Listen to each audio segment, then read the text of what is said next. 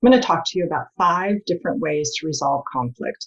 All of our relationships have conflict at one time or another. If you don't have conflict in your relationships, then you are either not being honest or the other person is not being honest.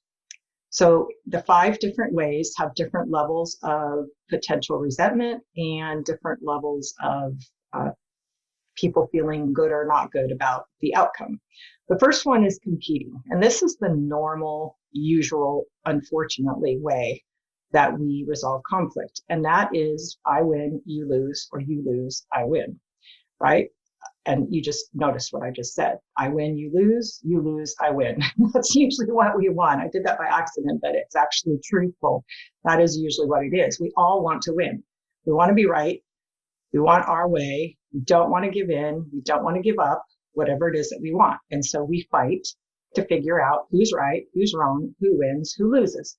This is not an acceptable way of resolving conflict because it doesn't really resolve anything. People walk away mad at each other. They walk away resentful. And if you're going to do that the next time, you're going to have the same fight the next time, and it's going to end up not having a good outcome. The second way is to avoid. Both sides do nothing. This does not help because it's not resolved. People continue to be annoyed, irritated, angry, resentful. And then what happens over time is that things build up, build up, build up, build up until there's so much resentment in the relationship that all of a sudden somebody blows up. All this stuff comes out, and the person who has not heard about any of these things all this time because they've been avoided is shocked. Like, how have you felt all this? And all this has never come out because the person has avoided being honest and dealing with it. So avoidance might be comfortable. It might feel safer. It might be the don't rock the boat mentality you learned as a child in your home, but it is not healthy. The third way is accommodating. And this is where one side gives in, and doesn't hopefully gives in because it's really not that important. And a lot of times when somebody else says, well, this is really important to me, it's like, well, I don't care. Like, okay, I really want to go to the beach today. Well, okay, fine. I said I wanted to go to the park, or the mountains, but I don't really care. Like, I'm okay. I'm ready to go to the beach. Let's go to the beach. So basically, great. You go to the beach and this person that said, I'll go is not resentful because the person really didn't care. And the person willingly accommodated the other person. If our relationships are healthy, there's give and take in accommodating. One person gives in because it doesn't really matter and accommodates the other person, and then the other person does it. It's kind of a back and forth. It can't be all one person doing the accommodating and all one person getting their way, because that is really unhealthy and it's unbalanced. The next way is compromising. In compromising, you might say, well, how is that different from accommodating? It's because in compromising, both sides give up something. It's not just one person giving it up. Both sides say, okay, fine, I'll go to the beach with you as long as we can leave early enough to run by the park and do a bike ride. I don't know, it might be a dumb example. Or maybe that person wanted to go out for dinner and okay, let's go to the beach as long as we're home early enough to where we can still go out to dinner by 6 o'clock and have the evening for dinner. Okay, fine. We've just compromised. Let's do that. Or let's go to the beach and instead of riding bikes at the park, hey, let's bring the bikes to the beach. We'll sit on the beach for a while like you want to, and then we'll ride bikes in the afternoon like I want to. Okay, great. We compromised. They're both happy. They're both okay. They're both willingly compromised because they both willingly gave up something, but they worked out a solution. Very healthy. And then the last one is collaborating. And collaborating is when you work together because there isn't a compromise that readily jumps out at you. It's not something where it's just real easy. Well, okay, maybe it's something, I'll give you an example. My husband likes to leave things where where he's going to use them. I like to put them away because I like the house clean and organized, and I want the table clear. I don't want in the morning when he does his study time, he's got his notebook and he's got his Bible and he's got a reference book. if he had his way, and he sits at the dining table before he leaves for work, if he had his way, they would stay on the dining table 24/7, 365 days a year, right? And never get put away, except maybe if we had people over for dinner.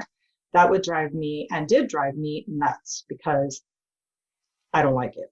And but yet it seems really awful to say, okay, would you get your stuff off the table? I remember there was a sitcom that had a argument about that, and it was just like, you're taking my stuff, and no, I'm not. I'm cleaning up the house. No, you're taking my stuff. I mean, we all have our stuff, and we want it where we want it.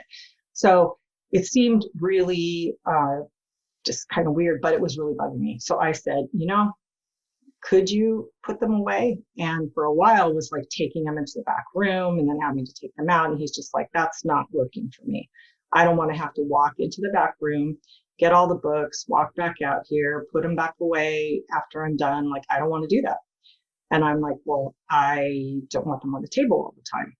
So we used a creative collaborating process, which was to figure out how we could come up with a solution. So right behind the table is a china cabinet, which has the nice dishes and all that in it, like a china cabinet does, but has a little drawer.